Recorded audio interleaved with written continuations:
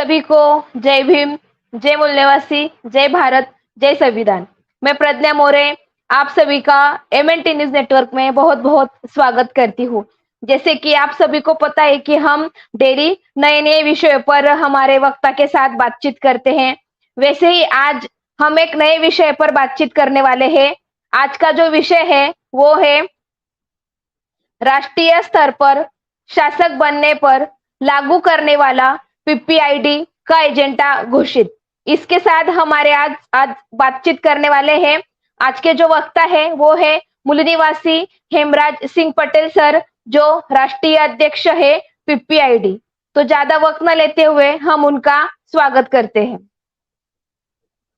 Sir, आपका MNT news network के studio में बहुत बहुत स्वागत है।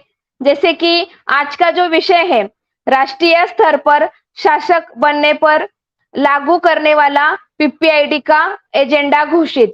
इस विषय पर हमारे MNT न्यूज नेटवर्क के दर्शक और मूल निवासी बहुजन समाज को मार्गदर्शित कीजिए और अपने विचार ये करिए। हेमराज पटेल सिंह सर।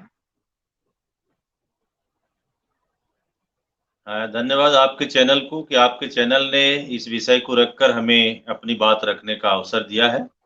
तो ये जो विषय है राष्ट्रीय स्तर पर शासक बनने पर, मतलब केंद्र की सरकार जब मूल निवासी बहुजनों के हाथ में आएगी, तो अभी तक मूल निवासी बहुजनों के हाथ में इस देश की सरकार नहीं आई है। कुछ राज्यों की आई है, लेकिन वो भी राज्य दूसरों के सहारे या दूसरों को अपने साथ एंट्री करके चलाने वाले हमारे साथियों ने या हमारे नेताओं ने सही मायने में जो संविधान का एजेंडा है वो लागू नहीं किया। क्योंकि पीपल्स पार्टी ऑफ इंडिया डेमोक्रेटिक का जब निर्माण हुआ तो इसलिए निर्माण हुआ कि भारत के संविधान में जो अधिकार है हमारे, उन सारे अधिकारों को लागू करने के लिए भारतीय संविधान को 100% लागू करेंगे, उसका इम्प्लीमेंटेशन करेंगे। इस प्रतिबद्धता के साथ इस पार्टी का निर्माण हुआ और हम पूरे समाज में, पूरे देश में इस बात को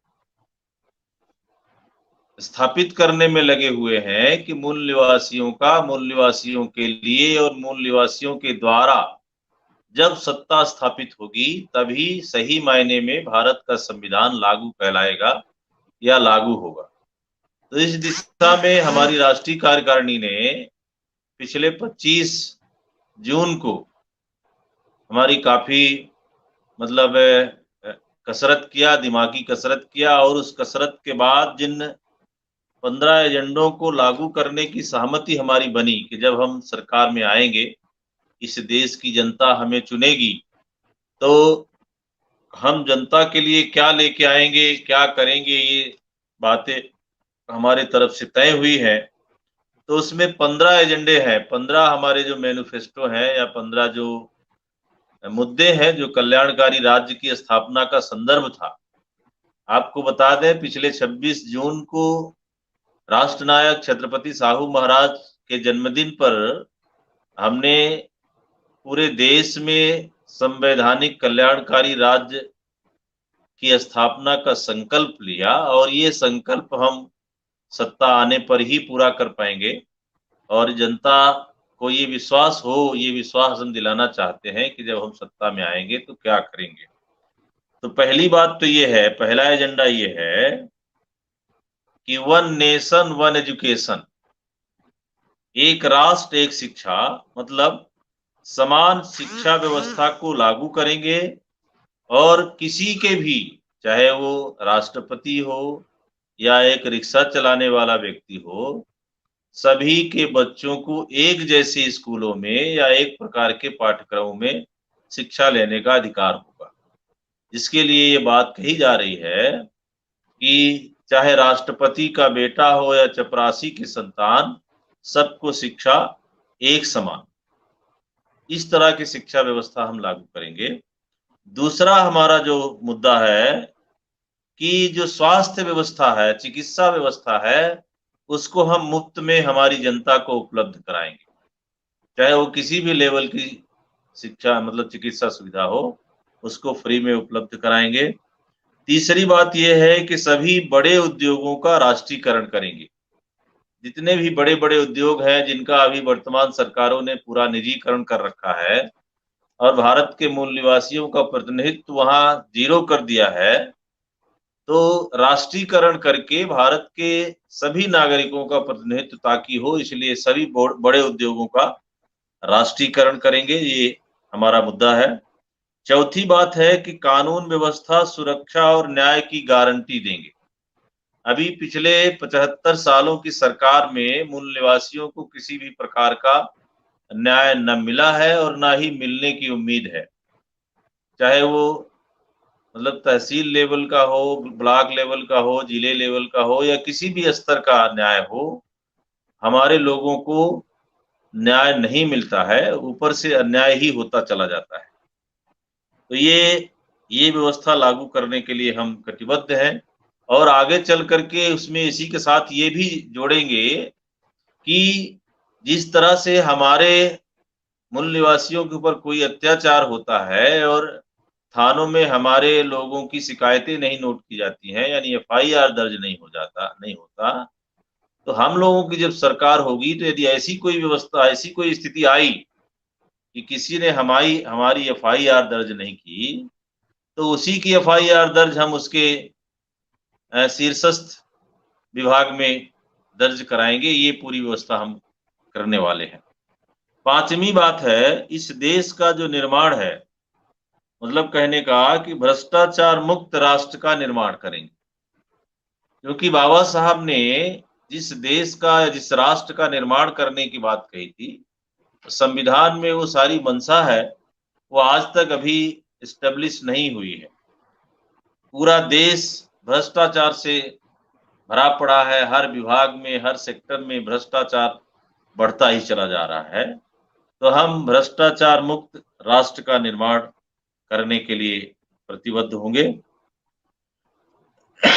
छठवां हमारा जो मुद्दा है, क्योंकि ये देश कृषि प्रधान देश है और इस देश का किसान लुटता पिटता मरता है, यहाँ तक कि आत्महत्या करने के लिए विवश होता है, तो हम, जैसा कि हमारे पूर्वज संविधान निर्माताओं ने उस समय भी ये इच्छा जाहिर की थी, लेकिन गांधी एंड कंपनी होने की वजह से, बहुमत में होने की वजह से ये बात स्वीकार नहीं हुई थी, तो हम कृषि को उद्योग का दर्जा देंगे ताकि किसान अपने उत्पाद का मूल्य निर्धारित कर सके। जो अन्य फैक्ट्रियां हैं, अन्य उद्योग हैं, उन्हीं की तरह कृषि भी एक उद्योग होगा और उसके उत्पाद का मूल्य निर्धारण करने का अधिकार किसानों को होगा। तो ये मुद्दा हमारा है। सातवां पॉइंट है कि मजदूरों की जो मजदूरी है, आप देख रहे हैं पूरे देश में जो हालत है हमारे मजदूरों की, वो बद से बदतर होती चली जा रही। तो मजदूरों की जो मजदूरी है, उस समय का जो तत्काल समय होगा, जिस समय में हम सत्ता में होंगे, तो दोगुनी करने के साथ साथ जो मिनिमम हमारी जो मजदूरी देने की जो गारंटी होगी, कम से कम 500 रुपए प्रति व्यक्ति, और उसके साथ में उसका जो महंगाई भत्ता है वो भी दिया जाएगा। मतलब किसी भी हालत में, चाहे वो प्राइवेट सेक्टर में काम करे या गवर्नमेंट सेक्टर में काम करे, किसी भी हालत में उसकी मजदूरी 500 रुपए प्रतिदिन से कम नहीं होना चाहिए। और साथ ही उसको 8 घंटे की मतलब ड्यूटी, जैसा अभी सरकारों ने 12 घंटे की ड्यूटी करने का वो बना रखा है, तो हम, जो हमारे संविधान में व्यवस्था है, मतलब मजदूर की भी एक डिग्निटी पूर्ण लाइफ हो, मतलब वो भी और भी समय अपने परिवार समाज के लिए निकाल सके, इसलिए जो ड्यूटी का समय है वो केवल 8 घंटे का ही होगा। ये भी हमारा निर्णय है। 8वां नंबर है, पुरानी पेंशन योजना लागू करेंगे। पुरानी पेंशन योजना आप देखेंगे पिछले अटल बिहारी वाजपेयी की सरकार ने इसको खत्म कर दिया था। हम सत्ता में आएंगे तो इसको लागू करेंगे। सांसद विधायकों का वेतन आधा करके, और साथ ही जो उनको अलग अलग पेंशन मिलती है, भारत में कोई भी सांसद या विधायक जितनी बार सांसद या विधायक बनता है, उतनी बार की पेंशन उसको अलग अलग मिलती है। तो हम सत्ता में आने पर ये करने वाले हैं कि उनको एक ही पेंशन देंगे, चाहे वो जितनी बार सांसद विधायक बना। ये बात करने के लिए हम प्रतिबद्ध हैं। 9वां हमारा पॉइंट है कि पूंजीवाद को समाप्त कर भारत में मिश्रित अर्थव्यवस्था लागू करेंगे, या ये कह सकते हैं कि समाजवाद को एस्टेब्लिश करने के लिए पूंजीवाद को खत्म करना है और मिश्रित अर्थव्यवस्था लागू करना है। ये हमारी प्रतिबद्धता है, ये हमारा एजेंडा है। सभी क्षेत्रों में, चाहे वो गवर्नमेंट सेक्टर हो या पब्लिक सेक्टर हो या प्राइवेट सेक्टर हो, सभी क्षेत्रों में समानुपातिक प्रतिनिधित्व सुनिश्चित करेंगे। मतलब कहने का कि जिसकी जितनी संख्या भारी उसकी उतनी हिस्सेदारी, ये इसकी हम गारंटी देंगे कि हम सभी क्षेत्रों में सभी वर्गों को समानुपातिक प्रतिनिधित्व देंगे। 11वां हमारा जो एजेंडा है वो ये है कि सभी बेसहारा लोगों को सम्मानजनक जीवन जीने के लिए कम से कम 3,000 प्रति महीने पेंशन देंगे। जो बेसहारा है, जिनका कोई सहारा नहीं है, ऐसे देश में करोड़ों लोग हैं आज के डेट में, ऐसे लोगों को कम से कम, बेसहारा का मतलब वो कुछ कर नहीं पा रहे हैं, वो शारीरिक रूप से अक्षम है, कोई काम नहीं कर सकते हैं, ऐसे लोगों को कम से कम 3,000 रुपए पेंशन देंगे। 12वां पॉइंट ये है और बहुत महत्वपूर्ण पॉइंट है, जो अभी तक किन्हीं सरकारों ने नहीं किया है और करेंगे भी नहीं, तो हम सभी क्षेत्रों में महिलाओं की 50% जो हिस्सेदारी है उसको सुनिश्चित करेंगे। इसका मतलब ये है कि महिलाओं का प्रतिनिधित्व हर क्षेत्र में, चाहे वो राजनीति हो, चाहे वो अर्थव्यवस्था हो, नौकरी हो, प्राइवेट सेक्टर हो, गवर्नमेंट सेक्टर हो, पब्लिक सेक्टर हो, हर क्षेत्रों में महिलाओं की जो हिस्सेदारी है, जो प्रतिनिधित्व है, वो 50% रखेंगे, मिनिमम 50%। और 13वां हमारा बिंदु है, हर परिवार में कम से कम एक सदस्य को निश्चित रोजगार देंगे। मिनिमम एक आदमी को, हर परिवार से एक आदमी को निश्चित रोजगार होगा। और अलग ज्यादा लोग यदि एलिजिबल हैं और वो परीक्षाओं में अपनी क्षमता दिखाते हैं तो वो उनको अवसर मिलेगा ही, लेकिन मिनिमम एक परिवार से एक आदमी को निश्चित रोजगार देने का हमारा संकल्प है। 14वां पॉइंट है कि अभी तक 1931 के बाद, उस समय ब्रिटिश गवर्नमेंट थी और ब्रिटिश गवर्नमेंट थी तब 1931 में जाति आधारित जनगणना हुई थी। तो हम, हमारे प्रयासों के बावजूद भी अभी तक इस देश में तत्कालीन सरकारों ने, वर्तमान सरकार ने जाति आधारित जनगणना करने को डिनाई किया है। और भारत में खासकर अन्य पिछड़े वर्ग की जनसंख्या सबसे ज्यादा है और उसका जो हिस्सा है, उसका जो प्रतिनिधित्व है सबसे कम है। तो ये सारी चीजें सुनिश्चित तब होंगी, सरकार बार बार ये कह रही है कि ये आंकड़ा प्रमाणिक नहीं है, तो आंकड़ा प्रमाणित कैसे होगा? जब सेंसस कमीशन पूरे देश में कास्ट बेस्ड सेंसस कराएगा, मतलब जाति आधारित जनगणना कराएगा, तभी तो ऐसा हो सकता है। तो हम जाति आधारित जनगणना निश्चित रूप से कराएंगे। यदि सत्ता में कंटिन्यू रहे तो हर 10 वर्ष में कराएंगे। ऐसा नहीं कि एक बार करा दिए और फुर्सत हो गई। सत्ता में हम रहे और कंटिन्यूटी रहे तो हर 10 वर्ष में जाति आधारित जनगणना करेंगे और सभी पदों में समानुपातिक प्रतिनिधित्व हमेशा सुनिश्चित रखेंगे। इसमें किसी भी प्रकार का कोई फेरबदल करने की संभावना नहीं रहेगी। 15वां हमारा पॉइंट है, वेतन और पेंशन को युक्ति संगत बनाएंगे। जैसे आप देख रहे हैं कि पूरे देश में डिफरेंट विभागों में सेम पद पर भी अलग अलग वेतन है, अलग अलग पदों पर तो अलग अलग वेतन है ही। इसलिए हम सभी पदों के लिए जैसा मतलब सुटेबल होगा, जिस हिसाब से, उस हिसाब से उनका वेतन और पेंशन सुनिश्चित होगा। ऐसा नहीं कि किन्हीं का 1 लाख पेंशन हो और किन्हीं का 15,000 हो, किन्हीं का 20,000 हो, इस तरह से नहीं हो। जो युक्ति संगत मतलब होना चाहिए, उसको उस हिसाब से रखने का हम लोगों ने संकल्प लिया है। और यदि भारत की जनता ने, खासकर मूल निवासियों ने यदि इस बात को समझा, तो हम ये पूरे 15 एजेंडे हमारे लागू करेंगे और लागू करके इस देश को समाज कल्याणकारी राष्ट्र बनाने का हमारा जो संकल्प है, जो संविधान का संकल्प है, व्यक्तिगत रूप से हमारा नहीं बल्कि हमारे संविधान का संकल्प है कि आर्टिकल नंबर 38 में जो सोशल वेलफेयर स्टेट की संकल्पना आई है, वो समाज कल्याण व्यवस्था हम इस देश में लागू कर पाएंगे। इसका मतलब ये है कि कल्याणकारी राज्य की प्रस्तावना करने का हमारा संकल्प तब पूरा होगा। तो इस तरह से हमारे ये कहना चाहिए ये 15 एजेंडे अभी तय हुए हैं और राष्ट्रीय स्तर पर हम शासक बनेंगे, चूंकि हम पूरे देश में आज के डेट में 90% की संख्या में हैं और मूल निवासियों के लिए, मूल निवासियों के द्वारा सत्ता आए और उनका अधिकार, उनकी हैसियत, उनका सम्मान और उनकी समृद्धि उनको हासिल हो, इस दिशा में हम काम कर रहे हैं। क्योंकि इस देश की जनता को शिक्षा से वंचित रखा गया और शिक्षा से वंचित रखने के साथ-साथ उनको संविधान में उनके क्या अधिकार हैं, ये तक नहीं बताया गया।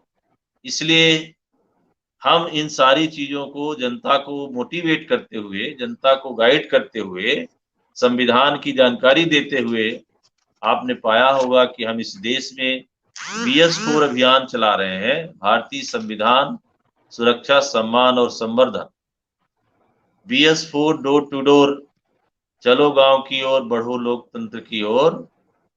तो ये जो अभियान हम चला रहे हैं, इस अभियान के माध्यम से हम हमारे मूल निवासियों को ये अवगत करा रहे हैं कि हमारे अधिकार क्या है और वो अधिकार मिलेंगे कैसे। अधिकार पाने के लिए डॉक्टर बाबा साहब अम्बेडकर ने हमें जो वोट देने का अधिकार दिया है, वो वोट को इन दुश्मनों ने मतदान बना दिया, जबकि ये पावर है, एक राइट है शासक बनने का।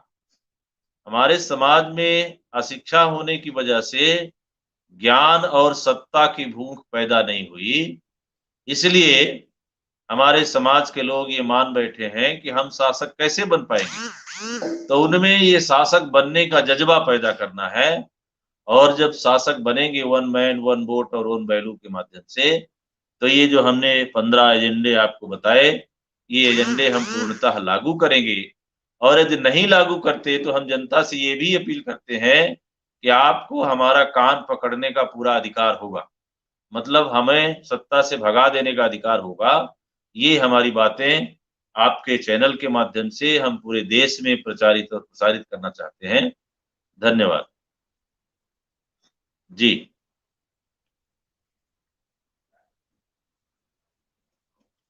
का जो एजेंडा है, जो आपके 15 एजेंडे हैं, वो आपने बहुत अच्छी तरह से हमारे MNT न्यूज नेटवर्क के चैनल पर रखे। तो हम अभी कार्यक्रम के अंत में हैं, तो आप इस विषय से रिलेटेड या अब आप मतलब हमारे मूल निवासी बहुजन समाज को क्या संदेश देना चाहोगे?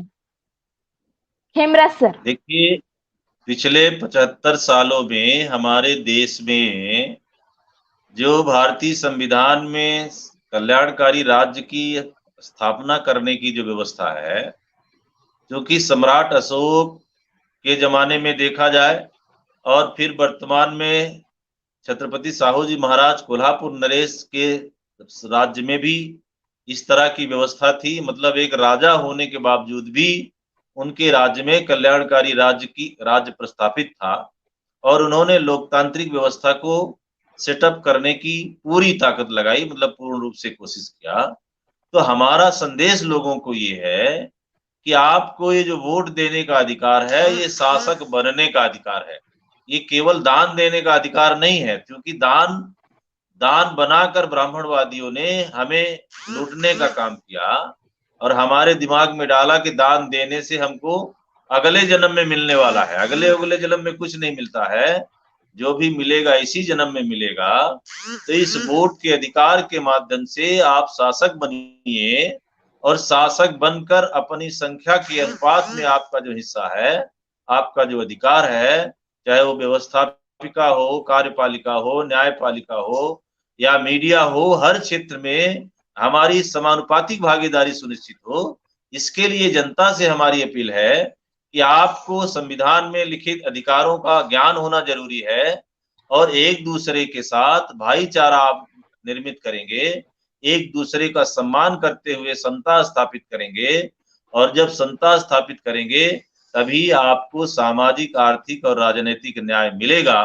और वो न्याय तब मिलेगा जब आप शासक बनोगे, मतलब मूल निवासी समाज शासक बनेगा, तभी इस देश में समता, स्वतंत्रता, बंधुत्व और न्याय, ये जो मानवीय मूल्य है, इनकी स्थापना हो पाएगी और हमारी जनता, मतलब मूल निवासी जनता, इस पर गौर करेगी और पीपीआईडी का साथ देगी। यही पूरी अपील है हमारी। एक इस पार्टी का राष्ट्रीय अध्यक्ष होने के नाते जनता से ये बार बार अपील है कि व्यक्तिवादी, जातिवादी, परिवारवादी नेतृत्व को छोड़कर इस देश में सही मायने में यदि लोकतंत्र स्थापित करना है तो लोकतांत्रिक नेतृत्व और संस्थागत नेतृत्व को आप स्वीकार करिए, उसका समर्थन कीजिए और इस देश में अपनी सत्ता स्थापित कीजिए।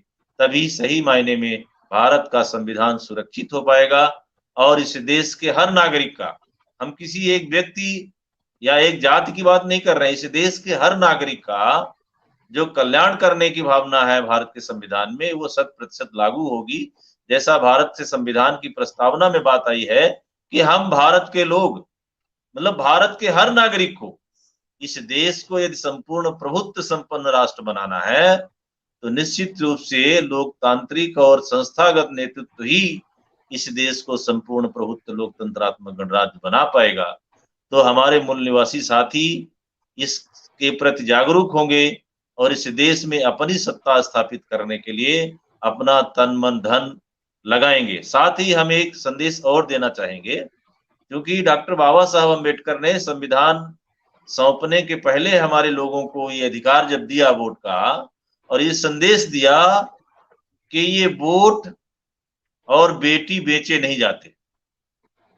हमारे समाज में ब्राह्मणवादियों ने इस तरह का चरित्र विकसित कर दिया है कि लोग चुनाव के समय पैसा लेते हैं, तो इससे बचने का प्रयास करें, क्योंकि पैसा लेकर के वो 5 साल फिर आपको लूटता है, कोई भी नेता हो। तो इससे बचेंगे तभी आप अपने अधिकारों की सुरक्षा कर पाएंगे। तो इसलिए हमारा अपील है कि ये वोट बेचने का नहीं है, ये आपको शासक बनने का है। तो शासक बनने के लिए इस वोट का उपयोग कीजिए, ताकि हम हमारे समाज का और इस देश का सही मायने में कल्याण कर सकें और इस देश को एक कल्याणकारी राज्य की लाइन में खड़ा कर सके, जैसा हमारे पुरखों के समय में था कि ये आज ये विश्व गुरु बनने का जो ढोंग रचा जा रहा है और किसी धर्म प्रधान व्यक्ति को या विशेष धर्म को महत्व दिया जा रहा है, तो हम इस देश को धर्मनिरपेक्ष राष्ट्र, जो सेकुलर स्टेट की बात है, तो वो स्थापित करने में सफल होंगे। यही हमारा संदेश है। आपने हमें अपनी बात रखने का अवसर दिया, इसके लिए आपके चैनल को धन्यवाद। जय भीम, जय मूल निवासी, जय भारत, जय संविधान। सर आपसे और मतलब हमारे पास और भी अभी टाइम है, तो एक मतलब लास्ट का सवाल होगा, जैसे मध्य प्रदेश या आने वाले समय में 5 राज्यों में चुनाव है, तो अपनी जो पीपीआईडी पार्टी है तो उसकी तैयारी मतलब कैसे चालू है? हेमराज सर। हाँ, तैयारी उसकी चालू है और हम, क्योंकि सबसे बड़ा जो संकट है वो ओबीसी का है। ओबीसी जागरूक नहीं होने की वजह से तमाम चारी दिशाओं में भटका हुआ है। तो उसको हम ये संदेश देना चाह रहे हैं कि एकमात्र यही एक ऐसा राजनीतिक दल है जो आपकी संख्या के अनुपात में आपको हिस्सेदारी देने की गारंटी दे रहा है। वर्तमान में मध्य प्रदेश में पिछड़े वर्गों की जनसंख्या 60% से ऊपर है। वैसे तो जैसा रिकॉर्ड बता रहा है कि 20% हमारा अनुसूचित जनजाति भाई है और 16% हमारा अनुसूचित जाति भाई है, मतलब 36% ये हो गए, और 60% यदि ओबीसी है तो हमारी संख्या ऑलरेडी 96% पहुंच जा रही है। मतलब मध्य प्रदेश जैसे राज्य में हम 96% हैं, इसके बावजूद भी हमारी सत्ता नहीं है। उसका कारण यह है कि हमारी जनता अज्ञान है, उसको अपने अधिकारों का पता नहीं है। इसलिए हम इस चैनल के माध्यम से उन सारे साथियों को ये अवगत कराना चाहते हैं कि ताकत आपके साथ है, सिर्फ आप उस ताकत का इस्तेमाल करने का ज्ञान आपके पास नहीं है, इसलिए दुश्मन आप पर शासक बना हुआ है, जो बहुत कम संख्या में है। मतलब 4% की संख्या में होने के बाद भी वो सत्ता में है, इसलिए हमारा ये कहना है। और इस 60% ओबीसी में माइनॉरिटी भी है, अल्पसंख्यक में जो हमारा मुस्लिम भाई है या और जो दूसरे धर्मों में गए हैं, लेकिन वो ओबीसी की लिस्ट में है। तो कुल मिलाकर के हमारी संख्या 95-96% है, एससी एसटी ओबीसी और माइनॉरिटी मिला के। तो संख्या के अनुपात में हम सीटों का वितरण करेंगे, मतलब जिनकी जितनी संख्या होगी उस हिसाब से उनको मतलब विधानसभा में उतारने की पूरी हमारी प्लानिंग है। और हमारा ये अपील है लोगों से कि आप अपनी संख्या के अनुपात में अपना दावा पेश कीजिए, दावे के साथ वो सीट लीजिए और लड़िए। और आप अपने समाज को यदि मोटिवेट करेंगे तो निश्चित रूप से आप सत्ता में आएंगे। और पिछले 75 सालों में जो हमें नहीं हासिल हो पाया, संविधान होते हुए भी, इसलिए हम उस संविधान को 100% लागू करेंगे। और जब हम सत्ता में आएंगे तभी ये लागू हो पाएगा। फील्ड में रह करके हम ये करेंगे वो करेंगे, कुछ भी करते रहें, कहते रहें, वैसे तो अभी तक की सरकारों ने जो कहा है वो सत्ता में आकर भी नहीं किया है, क्योंकि उनकी मंशा ही नहीं है हमें कुछ देने का, क्योंकि वो केवल प्रलोभन देते हैं और जब सत्ता में आ जाते हैं तो फिर अपना काम करते हैं। उदाहरण के लिए बताऊं, 1977 में कांग्रेस की सरकार गिरने के बाद जब जनता पार्टी की सरकार बनी, तो तत्कालीन लोगों ने ये वादा किया था ओबीसी को कि हम कालेलकर कमीशन की जो रिपोर्ट है पिछड़े वर्ग के लिए वो हम लागू करेंगे। लेकिन वो सत्ता में आए तो उन्होंने उसको लागू नहीं किया। बड़े दबाव के बाद उन्होंने दूसरा कमीशन बनाया, जिसको मंडल कमीशन कहा गया। और मंडल कमीशन की रिपोर्ट आते ही उनकी सरकार गिर गई। मतलब आज जो भाजपाई है, वाजपेयी और मुरली मनोहर जोशी, आडवाणी जैसे लोग उस समय जनसंघी थे, और जनसंघ में होने के बाद इन्होंने जनता पार्टी का समर्थन किया। लेकिन जैसे ही 31 दिसंबर 1980 को मंडल कमीशन की रिपोर्ट आती है तो इन्होंने अपना समर्थन वापस ले लिया और भारत की सरकार गिरा दिया। इसका मतलब ये है कि ये पहले भी हमें हिस्सा देने के पक्ष में नहीं थे और आज भी हमें हिस्सा देने के पक्ष में नहीं है। तो ऐसे लोगों को सत्ता में रहने का अधिकार नहीं है। और आप देख रहे हैं सत्ता में रहने के बावजूद ये हमारे साथ दिन प्रतिदिन अन्याय करते जा रहे हैं। ये इतने अमानवीय कृत्य कर रहे हैं जिनकी कभी मतलब कल्पना नहीं की गई थी। और इतना अन्याय तो अंग्रेजों के जमाने में भी लगता नहीं होता था और राजतंत्र में भी नहीं होता था, जितना अन्याय आज इनकी सरकार में हो रहा है। तो हम मध्य प्रदेश, राजस्थान, छत्तीसगढ़, तेलंगाना, मिजोरम, जहां भी 4-5 राज्यों में अभी हमारे चुनाव हैं, तो हम सभी हमारे मूल निवासी साथियों को ये अपील करना चाहते हैं कि इन अत्याचारों से, इनके अन्याय से यदि आपको मतलब अलग होना है, मतलब इनसे मुक्ति पाना है, तो आपकी खुद की सरकार आपके द्वारा बननी चाहिए। तभी आपको हर क्षेत्र में न्याय मिल पाएगा, आपको समता और स्वतंत्रता मिलेगी। आप इसके लिए तन मन धन से साथ और सहयोग करोगे, ये अपील है हमारी। धन्यवाद सर। आपने हमारे जो मूल निवासी बहुजन समाज को है, जो मतलब पीपीआईडी से रिलेटेड जो एजेंडा था या आपने जो आपको अपील करना था वो हमारे एमएनटी न्यूज नेटवर्क के तहत आपने किया। तो मैं एमएनटी न्यूज नेटवर्क की तरफ से आपका बहुत बहुत मतलब धन्यवाद देती हूँ कि आपने आज के इस विषय पर हमारे साथ बातचीत की और आपका अमूल्य टाइम हमारे एमएनटी न्यूज नेटवर्क के लिए दिया। आगे भी हम अलग अलग विषयों पर आपसे बातचीत करते रहेंगे। और मैं सभी दर्शक को भी मतलब रिक्वेस्ट करूंगी कि इस वीडियो को ज्यादा से ज्यादा शेयर करें अपने फेसबुक ग्रुप में, अपने फेसबुक टाइम पे। और जो यूट्यूब जो साथी ये वीडियो यूट्यूब पर देख रहे हैं, मैं उनसे भी रिक्वेस्ट करूंगी कि इस वीडियो की लिंक ज्यादा से ज्यादा अपने व्हाट्सएप के ग्रुप पर मतलब शेयर कीजिए। और पुन्हा एकदा सभी को जय भीम, जय मूल निवासी, जय भारत, जय संविधान। एमएनटी न्यूज नेटवर्क को सब्सक्राइब करें, लाइक और फॉलो करना ना भूले। साथ ही बेल आइकॉन दबाकर जन जागृति की मुहिम में जुड़े रहें।